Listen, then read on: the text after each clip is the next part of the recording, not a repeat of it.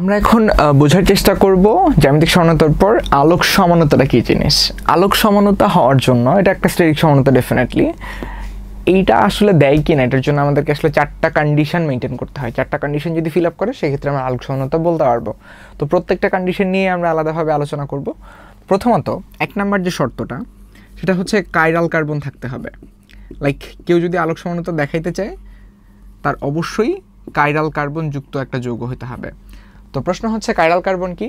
মনে রাখবেন chiral carbon হচ্ছে এমন একটা কার্বন যে কার্বনের 4টা ডিফারেন্ট হাতে 4টা ডিফারেন্ট মূলক যুক্ত থাকবে। যেমন যদি আমরা একটা যৌগ লিখি এরকম, যার নাম হচ্ছে ল্যাকটিক অ্যাসিড, এটা যদি কার্বন হয়, কার্বনের 4টা হাতে দেখেন 4টা ডিফারেন্ট মূলক যুক্ত আছে, তাহলে এই কার্বনটাকে কাইরাল কার্বন বলবো। কাইরাল কার্বনকে স্টার দিয়ে রিপ্রেজেন্ট করা হয়, তাহলে এটা একটা কাইরাল কার্বন। কথা বুঝতে পারছি? 2 নম্বর শর্তটা হচ্ছে যৌগ দুইটা একটা আরেকটার দর্পণ প্রতিবিম্ব হইতে হবে। দ্যাট মিন্স যদি কোনো দুইটা যৌগ একটা আরেকটা সমাণু হয় তাহলে একটা আরেকটার দর্পণ হবে, মানে মিরর হবে। যেমন দেখেন ল্যাকটিক অ্যাসিড দিয়ে এক্সাম্পলটা দেখাই। এটা একটা ল্যাকটিক অ্যাসিড, এইটার যদি একটা আয়নার মধ্য দিয়ে আমরা প্রতিফলিত করি, এটা ঠিক মিরর ইমেজটা কেমন হবে? মিরর ইমেজটা দেখতে এরকম হওয়া উচিত, COOH CH3H। তাহলে এইটাকে যদি আমি আয়নার মধ্যে দিয়ে দেখি তাহলে যৌগটা দেখতে এটার জাস্ট মিররের মতো লাগবে, মানে আমাদের প্রতিফলনের মতো লাগবে। সো এই জিনিসটা যদি হয় তাহলে সেটা আলোক সমানতা দেখাবে। নাম্বার 3 যেটা, সেটা হচ্ছে এরকম করে বলা আছে যে একটা যৌগ আরেকটা যৌগের উপর অপরিস্থাপনা হবে। যৌগদ্বয় পরস্পরের উপর অপরিস্থাপনীয় হবে। Get your best tutor in a smart way. Download Baidu Academy app. তো এটা কিভাবে চেক করবেন? এটা চেক করার জন্য আমাদের দুইটা হাতই আসলে যথেষ্ট। দেখেন আমার দুইটা হাত দেখেন, এই হাত, এটা যদি একটা যৌগ হয়, এটা যদি আরেকটা যৌগ হয়, এই হাতের ঠিক মিরর, মানে এই হাতের ঠিক আয়না কোনটা? এই হাতটা না? আয়নার মধ্যে দিয়ে দেখলে এই হাতটা যেরকম দেখতে এই হাতটাও সেরকমই দেখতে লাগবে। তো এই হাত দুইটাকে যদি একটা আরেকটার উপর বসান, যদি আমি এইভাবে ফ্লিপ করে বসাই তাহলে একটা আরেকটার উপর বসবে, কিন্তু যদি এরকম স্লাইড করে বসাই তাহলে একটা আরেকটার উপর ডেফিনেটলি বসবে না। তো অপরিস্থাপনে বলতে স্লাইড করে বসানো বোঝানো হচ্ছে। যদি এই যৌগটাকে এরকম করে স্লাইড করে নিয়ে সেটার উপর বসান তাহলে OH এর উপর অবশ্যই বসবে না, মানে ফিক্স হবে না। তো ফিক্স না হলে এটাকে অপরিস্থাপনীয় বলা হবে। ঠিক আছে? তাহলে আমার বলা যায় যে ডিল্যাকটিক অ্যাসিডটা আমার এই 3টা কন্ডিশনই পারফেক্টলি মেনটেন করছে। তো এই 3টা কন্ডিশন মনে হয় বোঝা খুব বেশি কঠিন কাজ না। 4 নম্বর যে কন্ডিশনটা আছে এটা বেসিক্যালি আমাদের জন্য একটু টাফ, বা আমরা অনেক ক্ষেত্রে না বুঝে মুখস্থ করে চালাই দিই। তো আমরা ট্রাই করব 4 নম্বর কন্ডিশনটা যতটা ইজিলি পারা যায় আমরা বুঝাই দেওয়ার ট্রাই করব। 4 নম্বর কন্ডিশনটা কি সেটা আগে বোঝান। 4 নম্বর কন্ডিশনটা আমাদের বাংলা ভাষায় ভাবে বলা থাকে যে যৌগদ্বয় তল সমবর্তিত আলোর প্রতি সংবেদনশীল হবে, এটা বাংলায় বলা থাকে। তো আমরা আসলে তল সমবর্তিত আলো কি সেটাই বুঝি না। সংবেদনশীল বলতে কি ধরনের সংবেদনশীলতা বুঝাইতেছে এটাও তো বুঝি না বলা যায়। তো জিনিসটা আমরা একটু ইজিলি এক্সপ্লেন করার ট্রাই করব। তো মনে করেন আমি যদি একটা সারফেসে একটা টর্চ লাইট ধরি, টর্চ লাইটের আলোটা কি বিভিন্ন দিক বরাবর বিক্ষিপ্ত হবে না? সো আমরা বলতে পারি যে আলোর রেগুলা বিভিন্ন দিক বরাবর বিক্ষিপ্ত হয়ে থাকবে। কথা বুঝে গেছে? তো আলোর তরঙ্গগুলোকে আমি এরকম বিক্ষিপ্ত হয়ে দেখাইতে পারি। তো দেখেন আমি যদি একটা ফিল্টার নিই, ফিল্টারটা যদি এরকম থাকে, এরকম তারজালির মতো চিন্তা করেন, একটা ফিল্টার চিন্তা করেন, যেটাকে আমরা চিন্তা করে নিব এটা একটা নিকল প্রিজম। বলেন তো এই আলোর তলটাকে আমি যদি একটা ফিল্টারের মধ্যে দিয়ে পাস করি, কোন আলোর তরঙ্গগুলো পাস করতে পারবে? যেহেতু একটা ভার্টিক্যাল ফিল্টার সেহেতু শুধুমাত্র লম্বালম্বি বরাবর যে আলোক রেগুলো আছে, দ্যাট মিন্স এই বরাবর যে আলোক রেগুলো আছে, দ্যাট মিন্স শুধু এটাই কিন্তু শুধুমাত্র এই ফিল্টারটা পার করে আসতে পারবে। কথা কি বোঝা গেছে? তারপরে এই আলোক তরঙ্গটাকে আমরা একটা টিউবের মধ্যে দিয়ে পাস করি। এটা একটা টিউব, এই টিউবের নাম হচ্ছে পোলারাইজার বা পোলারোমিটার, এভাবে বলা যায়। তো পোলারোমিটার এর ভিতরে আমরা যে যৌগটা চেক করব যে এর আলোক সমানতা কিনা, আলোক সমাণু কিনা, সেই যৌগটার অণুগুলো থাকবে। ঠিক আছে? তো এই তল সমবর্তিত আলো, দ্যাট মিনস এটাকে নিকেল প্রিজমের মধ্যে পাস করে যে আলোটা পাইছি এটা একটা তল সমবর্তিত আলো। এবং অবশ্যই মাথায় রাখবেন যে আপনি যে আলো কাজ করতেছেন, যে আলো নিয়ে কাজ করবেন, সেটা ডেফিনেটলি একটা একবর্ণীয় আলো হইতে হবে, লাইক একটা কালারযুক্ত আলো হইতে হবে, ঠিক আছে? তো এটা যদি একটা একবর্ণীয় আলো হয়, এটাকে যদি আমি পোলারোমিটারের মধ্যে পাস করি, Solve your academic problems in a smart way for free. Download Baidu Academy app. আলোটা যখন এখানে আসবে তখন এরকম লম্বাই থাকবে, বাট যখন সে ভিতরে পাস করা শুরু করবে এই অণুগুলোর সাথে ধাক্কা খেয়ে খেয়ে এটার দিক কিন্তু পরিবর্তন হতে থাকবে, আলোটা ধীরে ধীরে বাঁকা হইতে থাকবে। তো একটা সময় যখন বের হবে তখন সে একটা অ্যাঙ্গেল চেঞ্জ করে বের হবে। তো এটা বের হওয়ার সময় এখানে একটা ফিল্টার লাগানো থাকে, যেটা আপনি শুরুতে ইউজ করছিলেন, এরকম একটা ফিল্টার। আমাকে আপনি বলেন তো, এই আলোটা কি এই ফিল্টারটা পার করে যাইতে পারবে? অবশ্যই ফিল্টারটা পার করে যাইতে পারবে না, কারণ আলোর তলটা বেঁকে গেছে।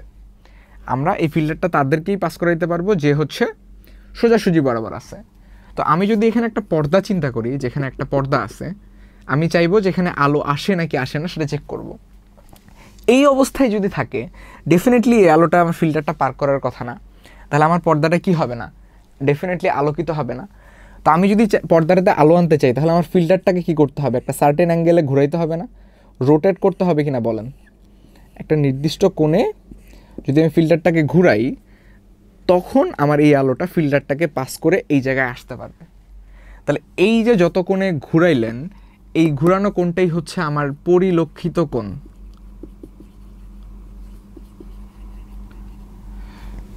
ওকে, তো ব্যাপারটা এরকম, আমরা যেটা বুঝতেছিলাম যে এই শর্ত মেনটেন করে কিনা। দেখেন, আমরা বলছি তল সমবর্তিত আলোর প্রতি সংবেদনশীল, এটা একটা তল সমবর্তিত আলো। এই যৌগটা যদি তল সমবর্তিত আলোটাকে রোটেট করাইতে পারে বা ঘুরাইতে পারে, যার কারণে আমার ফিল্টারটা ফাইনালি ঘুরাইতে হবে, সেক্ষেত্রে আমরা বলতে পারবো যৌগটা আলোর প্রতি সংবেদনশীল। তো এটা যদি হয় তাহলে আলোক সমাণু দেখাবে। কথা বুঝতে পারছি? আর যদি এমন হইতো যে অণুগুলোর সাথে ধাক্কা খেয়ে আমার আলোক তলটা কোনো দিকে না ঘুরে একই রকম থাকে, মানে সোজা হয়ে ঢুকে সোজা হয়ে বের হয়, তাহলে সেটাকে আমরা বলবো তল সমবর্তিত আলোর প্রতি সংবেদনশীল না। তো চিত্রে যেটা দেখতে পাচ্ছেন সেই অনুযায়ী অবশ্যই আলোক তলের প্রতি সংবেদনশীল, ঠিক আছে? তাহলে আমরা যে কোণটা পেলাম সেটা হচ্ছে পরিলক্ষিত কোণ। এখন এই অ্যাঙ্গেলটা অনেক কিছুর উপর ডিপেন্ড করে। প্রথমত কিসের উপর ডিপেন্ড করবে? প্রথমত যেটার উপর ডিপেন্ড করবে সেটা হচ্ছে এই পোলারোমিটারের দৈর্ঘ্যের উপর ডিপেন্ড করবে, লেন্থ। পোলারোমিটার যত বড় হবে আমার তত বেশি ধাক্কা খাবে আমার আলোটা, সো তত বেশি বাঁকবে। সেকেন্ড হচ্ছে দ্রবণের ঘনমাত্রার উপর নির্ভর করবে, যে ঘনমাত্রা বেশি কম বেশি হইলে ধাক্কা খাওয়ার ব্যাপারটাও কম বেশি হয়। তো এটার জন্য আমরা একটা নির্দিষ্ট কোণ বের করি, এটাকে হচ্ছে আমরা আপেক্ষিক কোণ বলি। আপেক্ষিক কোণকে থার্ড ব্র্যাকেট অফ আলফা দিয়ে প্রকাশ করা হয়, আর পরিলক্ষিত কোণকে শুধু আলফা দিয়ে প্রকাশ করা হয়। এই আলফার উপরে থাকে হচ্ছে ল্যামডা, দ্যাট মিনস হচ্ছে যে একবর্ণীয় আলোটা ইউজ করতেছেন তার তরঙ্গ দৈর্ঘ্য। নিচে থাকে হচ্ছে টেম্পারেচার, কত টেম্পারেচারে কাজটা করতেছেন, বিকজ এই দুটা জিনিসের উপর অবশ্যই কত কোণে ঘুরবে সেটা ডিপেন্ড করে। এটার ফর্মুলা হচ্ছে alpha divided by L C, that means পরিলক্ষিত কোণ ডিভাইডেড বাই পোলারোমিটারের দৈর্ঘ্য ইন্টু দ্রবণের ঘনমাত্রা। এই ফর্মুলা দিয়ে আমরা সংবেদনশীলতার ক্ষেত্রে কতটুকু ঘুরতেছে সেই কোণটা, আপেক্ষিক কোণটা বের করতে পারবো। মনে রাখবেন এখানে লেন্থটা, পোলারোমিটারের দৈর্ঘ্যটা ডেসিমিটার ইউনিটে কাজ করবে এবং সিটা গ্রাম পার মিলিলিটার ইউনিটে কাজ করবে। বুঝতে পারছেন? তাহলে এইটা দিয়ে আমরা এখানকার কিছু আলোক সমানতার ম্যাথ সলভ করতে পারবো। Get your best tutor in a smart way. Download Baidu Academy app. তো আমরা এখন একটা ম্যাথ দেখব। আমরা এখন আপেক্ষিক আবর্তন কোণের একটা ম্যাথ দেখার চেষ্টা করব। বোর্ডে দেখেন একটা ম্যাথ লেখা আছে, এখানে বলা আছে, আস্তে আস্তে মার্ক করেন, 10 সেন্টিমিটার দৈর্ঘ্যের একটা পোলারোমিটার, তার মানে পোলারোমিটারের দৈর্ঘ্য দেওয়া আছে সেন্টিমিটার ইউনিটে। 0.30 গ্রাম কোলেস্টেরল 15 মিলিলিটার পানিতে দ্রবীভূত করে 20 ডিগ্রি সেলসিয়াস তাপমাত্রায় ডি তরঙ্গের কোনো একটা আলো অতিক্রম করালে -0.630 ডিগ্রি ঘূর্ণন হয়। তাহলে এই যে ঘূর্ণনটা হয় এটা ডেফিনেটলি কি পরিলক্ষিত কোণ, দ্যাট মিনস তারা এটা দেখছে, এতটুকু ঘূর্ণন ঘুরাইতে হয়েছে আর কি ফিল্টারটা। তাহলে ঘূর্ণন পরিলক্ষিত হইলে কোলেস্টেরলটার আপেক্ষিক আবর্তন কোণ কত? তাহলে এটা সলভ কীভাবে করবা? সলভ করার জন্য আমরা কী বের করবো? এখানে থার্ড ব্র্যাকেট অফ আলফা, যার তরঙ্গ দৈর্ঘ্য হচ্ছে কী দেওয়া আছে, ডি তরঙ্গ দৈর্ঘ্য, তাহলে উপরে হবে ডি, নিচে বলছে 20 ডিগ্রি সেলসিয়াস, তাহলে নিচে কি বসাবা? নিচে 20 ডিগ্রি সেলসিয়াস বসাবা, ইজ ইকুয়াল টু কী হবে? Alpha divided by L C. কথা ক্লিয়ার? এখন আমার জানা দরকার এল এর মানটা কত আর সি এর মানটা কত। 10 সেন্টিমিটার বলা আছে, আমরা জানি 10 সেন্টিমিটার মানে হচ্ছে 1 ডেসিমিটার, কারণ আমরা অঙ্ক ডেসিমিটার মিটার করব। সেকেন্ডলি বলা আছে ঘনমাত্রা মানে কি বলছিলাম, কোন ইউনিটে ইউজ করতে হবে, গ্রাম পার মিলিলিটার। এটা 0.3 গ্রাম 15 মিলিলিটার পানিতে, তাহলে 1 মিলিলিটার পানিতে কতটুকু ইউজ করতে হবে? 15 ml যদি 0.3 গ্রাম ইউজ করা হয় তাহলে 1 ml 0.3 ভাগ 15 ml এটা ইউজ করা হবে। এটা হচ্ছে তার গ্রাম পার ml কনসেন্ট্রেশন। তাহলে এই ভ্যালুগুলো যদি আমরা এখানে সাবমিট করি, আলফার মানটা কত? আলফার মান হচ্ছে -0.630, এল এর মান হচ্ছে 1 অ্যান্ড সি এর মান হচ্ছে 0.30 ভাগ 15। এই ভ্যালুটা যদি আমরা ক্যালকুলেটরে হিসাব করি তাহলে কত আসছে? -31.5 ডিগ্রি। তাহলে ওভারঅল এটার আপেক্ষিক ঘূর্ণনটা হবে -31.5 ডিগ্রি। এটাই হচ্ছে তার আপেক্ষিক ঘূর্ণন। তো ম্যাথটা যদি বুঝতে পারেন, এই ধরনের ম্যাথ আসলে জাস্ট ডিরেক্টলি ফর্মুলাগুলো ইউজ করে ম্যাথটা করে ফেলতে পারবেন। আমাদের 4টা শর্ত হয়ে গেছে। আমরা 4টা শর্ত অনুযায়ী কি বুঝছি, যে কোনো একটা আলোক সমযোজক কি করবে, তল সমবর্তিত আলোটাকে যে কোনো একটা দিকে ঘূর্ণন করাবে বা রোটেট করাবে, সেটা ডান দিকে হতে পারে বাম দিকে হতে পারে। তো যদি ডান দিকে রোটেট করায়, দ্যাট মিনস পোলারোমিটারের মধ্যে দিয়ে আলোক তলটা যদি ডান দিকে ধাক্কা খেয়ে খেয়ে ডান দিকে মুভ করে, দ্যাট মিনস আমার হাতের মতো ডান দিকে যদি সরায়, তাহলে সেই রোটেশনটাকে আমরা বলি ডেক্সট্রো রোটেটরি। বাংলায় বলবো হচ্ছে আমরা ডানবর্তী ঘূর্ণন। আর যদি ধাক্কা খেয়ে খেয়ে আমার আলোকতলটা বাম দিকে শিফট করে, তাহলে সেটাকে আমরা বলবো হচ্ছে বামবর্তী ঘূর্ণন। তো এক্সাম্পল দেখেন, ধরেন এটা একটা ল্যাকটিক অ্যাসিড, এটা যেহেতু আমার 4টা কন্ডিশনই মেনটেন করতেছে, 4টা শর্ত যদি মেনটেন করে তাহলে এটার যে মিররটা আছে এটা আরেকটা সমাণু হবে। তাহলে সেই অনুযায়ী আমরা কিন্তু বলতে পারবো যে এটাকে আমরা বলতে পারি ডি ল্যাকটিক অ্যাসিড যদি এটা ডান দিকে ঘুরাই, তাহলে ডেক্সট্রো রোটেটরি ল্যাকটিক অ্যাসিড। আরেকটাকে আমরা বলতে পারবো এল ল্যাকটিক অ্যাসিড বা levo rotatory lactic acid. So lactic acid যদি একটা এক্সাম্পল হিসেবে আমরা চিন্তা করি, ল্যাকটিক অ্যাসিড ডান দিকে বেসিক্যালি 2.24 ডিগ্রি রোটেট করায়, ঠিক আছে? তাহলে এটার ডান দিক ঘোরানো বুঝাইতে আমরা প্লাস সাইন দিই, পজিটিভ 2.24 ডিগ্রি। আর যদি কেউ বাম দিকে ঘোরে সেটাকে আমরা লিখি নেগেটিভ 2.24 ডিগ্রি। তো মাথায় রাখেন যে ল্যাকটিক অ্যাসিডের ক্ষেত্রে ডান দিকে যে পরিমাণ ঘোরায়, বাম দিকেও কিন্তু একই পরিমাণ ঘোরাইতেছে, দুটার অ্যাঙ্গেল কিন্তু আসলে সেম। যদি এরকম কোনো একটা আলোক সমাণু যৌগের দুই দিকের অ্যাঙ্গেলটা সেম হয়, that means D lactic acid ডিটা যেদিকে ঘোরায় ডেক্সট্রো রোটেটরির অ্যাঙ্গেল যত, লেভো রোটেটরির অ্যাঙ্গেলটাও যদি তত হয়, তাহলে এই ধরনের কম্বিনেশনকে আমরা বলি হচ্ছে এনানশিওমার। Solve your academic problems in a smart way for free. Download Baidu Academy app. এই কম্বিনেশনকে আমরা কি বলি? এনানশিওমার। তাহলে একটা বিশেষ ধরনের আলোক সমাণুর যাদের হচ্ছে অ্যাঙ্গেলটা, দ্যাট মিনস সমাণু দুইটার অ্যাঙ্গেল বোথ সাইডে একই রকম হয়, তাদেরকে আমরা এনানশিওমার বলতে পারবো। সো এই এনানশিওমারের উপর বেস করে একটা নতুন দ্রবণ ইউজ করা হয় বা একটা মিশ্রণ ইউজ করা হয়, যেটাকে বলা হয় রেশমিক মিশ্রণ।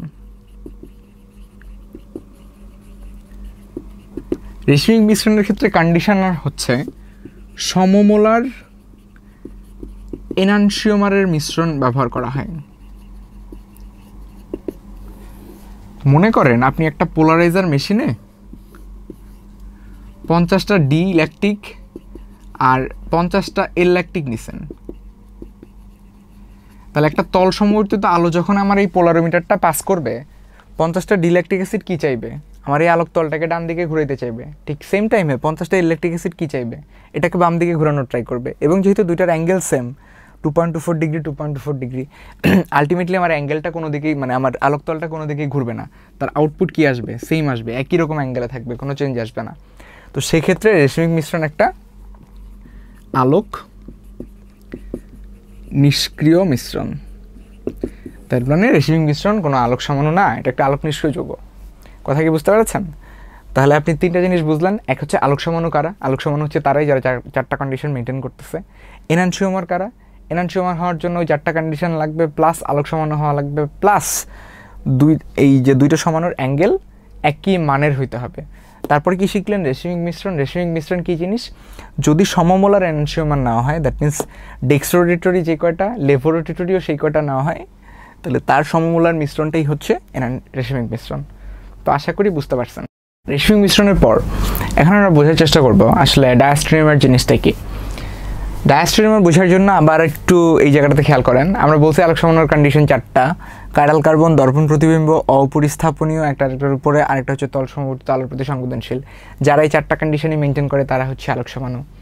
ডায়াস্টেরিওমারের ক্ষেত্রে একটা এক্সেপশন ঘটে, সেটা হচ্ছে ডায়াস্টেরিওমারের ক্ষেত্রে তারা এই কন্ডিশনটা মেনটেন করে না, কিন্তু তবুও তারা আলোক সমাণু। খেয়াল করে দেখেন, এই যে দুটো যৌগ আমি লিখেছি, এই যৌগ দুটোর ক্ষেত্রে খেয়াল করেন, এটার হাইড্রোজেন ওকে, বাট এখানে ব্রোমিনের জায়গায় এখানে কি আছে? হাইড্রোজেন। তার মানে কি এই একটা যৌগ আরেকটা যৌগের কি না? এই যৌগটা আরেকটা যৌগের আলোক সমাণু না। এটাকে আলোক সমাণু বলবো, বাট মিরর বলতে পারবো না। দ্যাট মিনস একটার একটা দর্পণ প্রতিবিম্ব না। এই যৌগটা একটার একটা দর্পণ প্রতিবিম্ব না হওয়া সত্ত্বেও তল সমবর্তিত আলোর প্রতি সংবেদনশীলতা দেখায়, তারা অপরিস্থাপনীয়তা দেখায়, তারা কাইরাল কার্বন দেখায়। দ্যাট মিনস শুধুমাত্র এই কন্ডিশনটা মেনটেন না করেও যদি আলোক সমাণুতা দেখায়, তখন সেই যৌগগুলোকে আমরা ডায়াস্টেরিওমার বলবো। সোজা কথায় মনে রাখবেন, ডায়াস্টেরিওমার একটা আলোক সমাণু, কিন্তু ডায়াস্টেরিওমার সমাণুগুলো একটা আরেকটার দর্পণ প্রতিবিম্ব না। Get your best tutor in a smart way. Download Baidu Academy app. আমাদের এখনকার আলোচনা হচ্ছে মেসোযৌগ নিয়ে। যদি একটা যৌগ মেসোযৌগ কিনা এটা চেক করতে চান, তার জন্য ফার্স্ট যে শর্তটা আপনি চেক করবেন, একদম শুরুতেই যেটা চেক করবেন, সেটা হচ্ছে যে সেখানে জোড় সংখ্যক কাইরাল কার্বন আছে কিনা। দ্যাট মিনস অ্যাটলিস্ট 2টা কাইরাল কার্বন আছে কিনা, বা 4টা আছে কিনা, বা 8টা আছে কিনা। তো দেখেন এই যৌগটা দেখেন, এখানে এটা কিছু টার্টারিক অ্যাসিড, 2টা কাইরাল কার্বন আপনি দেখতে পাচ্ছেন, একটা হচ্ছে এইটা, একটা হচ্ছে এইটা। তো মেসোযৌগ কিনা চেক করার জন্য সবসময় কী করবেন, যৌগটার ঠিক মাঝখান বরাবর আপনি একটা কাট করবেন, লাইক কাঁচি ডেকে দিবেন বলতে পারেন। তারপর আপনি চেক করবেন যে এটার আপার পার্টটা, মানে উপরের অংশটা নিচের অংশটার মিরর কিনা, লাইক একটা আরেকটার দর্পণ প্রতিবিম্ব কিনা। দেখেন এখানে OH আছে, এখানে OH আছে, সো মিরর। এখানে H আছে, এখানে H আছে, সো মিরর। এখানে COOH আছে, এখানে COOH আছে, সো এটা আর এটার মিরর। তাহলে এখানে আপার পার্টটা লোয়ার পার্টের যেহেতু মিরর হয়েছে, তাহলে এটা মেসোযৌগ হওয়ার চান্স আছে। তো যদি মেসোযৌগের মতো হয়, তাহলে দেখেন কাইরাল কার্বন আছে, একটা আরেকটার উপর অপরিস্থাপনীয়, তারপর হচ্ছে একটা দর্পণ প্রতিবিম্ব। লাস্টে চেক করবেন তল সমবর্তিত আলোর প্রতি সংবেদনশীল কিনা। এই কার্বনটা ট্রাই যদি করে যে পোলারোমিটারের সমবর্তিত আলোটাকে ডান দিকে ঘোরানোর, এই কার্বনটা ঠিক তার অপোজিট দিকে ঘোরানোর ট্রাই করে। সো আলটিমেটলি আমার পোলারোমিটারে তল সমবর্তিত আলোটা কোনো দিকেই ঘুরতে পারে না, 2টা কাইরাল কার্বনের ডিফারেন্ট দিকের অ্যাক্টিভেশনের কারণে। সো আমার তল সমবর্তিত আলোটা একদম স্ট্রেট সোজা থাকে। সো যেহেতু আমার কোনো দিকে রোটেট করাইতে পারতেছে না তল সমবর্তিত আলোটাকে, সো মেসোযৌগকে আমরা আলোক নিষ্ক্রিয় হিসাবে ঘোষণা করি। তাহলে সকল ধরনের মেসোযৌগ আলোক নিষ্ক্রিয়। আশা করি বুঝতে পেরেছেন। সর্বশেষ আমরা যেটা চেক করব সেটা হলো যে কাইরাল কার্বনের সংখ্যা দেখে আমরা আলোক সমাণুতা নির্ণয় করতে পারি কিনা। তো আলোক সমাণুতা নির্ণয় করার জন্য আমরা এটাকে 2টা ক্লাসিফিকেশনে ফার্স্টে ভাগ করব। একটা হচ্ছে এটা মেসোযৌগ না নাকি মেসোযৌগ হ্যাঁ। তো এই 2টা ভাগে ভাগ করা আসলে খুব ইজি একটা কাজ, বিকজ আমরা জানি যে মেসোযৌগের একটা মিনিমাম কন্ডিশন হচ্ছে সব থেকে 2টা কার্বন বা জোড় সংখ্যক কার্বন ডেফিনেটলি থাকতে হবে, এবং পরবর্তীতে আমরা চেক করব যে একটার মিরর কিনা মাঝখান দিয়ে চেক করার পর।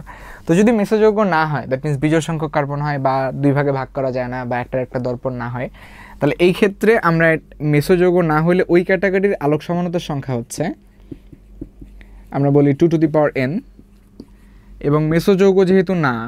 Solve your academic problems in a smart way for free. Download Baidu Academy app. তাহলে মেসোযৌগর সংখ্যা হবে হচ্ছে 0। আর যদি একটা যৌগ মেসোযৌগ হয়, তাহলে তার আলোক সমাণুতার সংখ্যাটা হবে 2n-1, আর সেই যৌগটা দিয়ে মেসোযৌগের সংখ্যাটা হবে 2n-2 ডিভাইডেড বাই 2, যেখানে n is equal two chiral carbon সংখ্যা, যে কয়টা কাইরাল কার্বন আছে সেইটা।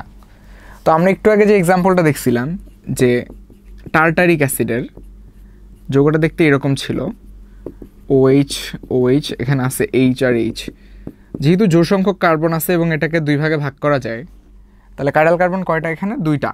তাহলে n এর মানটা কত এটার জন্য? 2। যদি জিজ্ঞেস করা হয় এই যৌগের আলোক সমাণু কয়টা পসিবল, তাহলে আমরা বলবো 2n-1, দ্যাট মানে হচ্ছে 2 তাহলে 2 মানে 2টি। তাহলে আপনি এটার জন্য আলোক সমাণু পাবেন 2টা।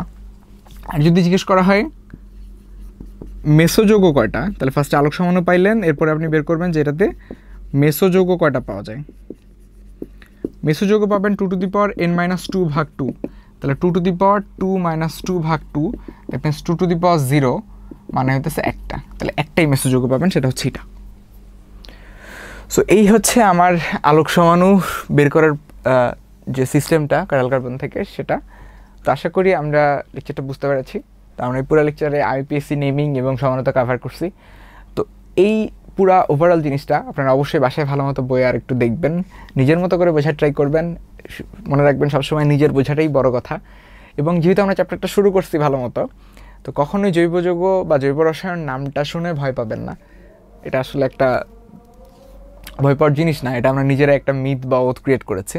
তো এই মিথটা যেন ক্রিয়েট না হয়, আপনি জৈব যৌগটাকে সহজ হিসেবে দেখেন, তাহলে আপনি সহজ হিসেবে জিনিসটাকে সলভ করতে পারবেন। তো ভালো থাকেন। জৈব